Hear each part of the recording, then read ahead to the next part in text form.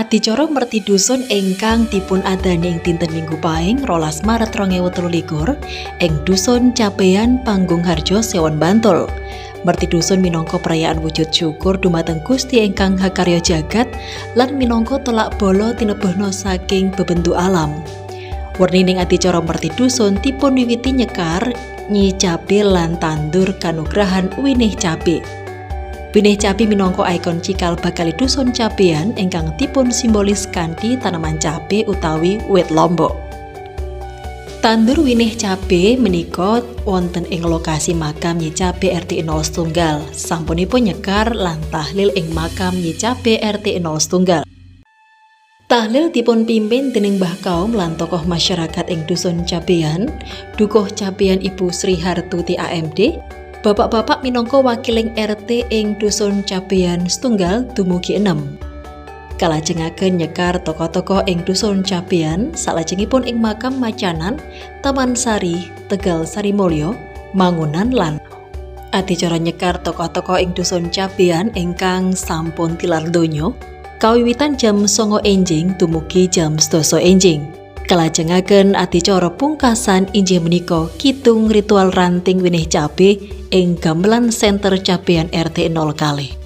Ara-araan bergodo saking RT 01 dumugi RT 06 lan warganipun kanthi maneka werni kreativitas wonten ingkang unggulaken yel-yel saking RT 03. Lan warga ingkang sengkut ngasta daharan sega gurih, unjukan jajanan pasar tumuju dhateng gamelan Center. RT 01 ingkang demes dening ibu-ibu kanthi seragam ginakaken rasukan kebaya werni abrit sareng putra-putrinipun tumuju gamelan Center utawi pusat adicara. Pungkasan ugi bapak-bapak ingkang semangat ngasta daharan sega gurih ingkang kompak dados daharan mirunggan saben RT ing dusun Cabean. Sega gurih dipun pitadosi minangka simbol keberkahan lan kemakmuran amargi manungsa lair ing donya Gusti Allah nyamaktakaken lelimpahan kanugrahan kagem gesang lan dipun manfaati kanthi becik lan sae. Adicara pokok merti dusun saben taun punika mesti ingkang pokok nyekar Nyi Cabe, tandur kanugrahan winih cabe lan kidung ritual ranting winih cabe.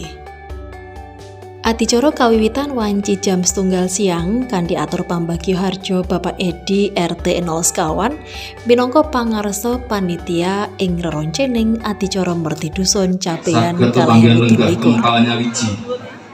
Wonten ing pendopo gamelan Center kanthi manggih widodo saha kawilujengan.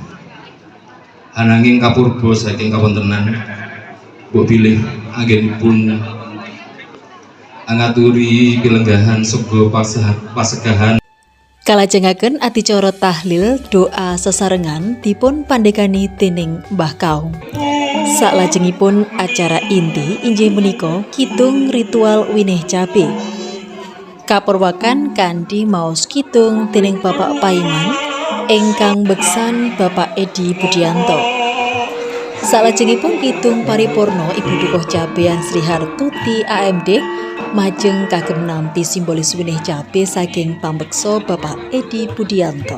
Adicara pungkasan kidung ritual ranting winih cabe dipun pungkasi kanthi kembul bujono lan pasugatan wayang kulit ringkes kanthi irah-irahan Semar Mbangun Kahyangan dening dalang cilik Ki Momo lan Ki Slamet.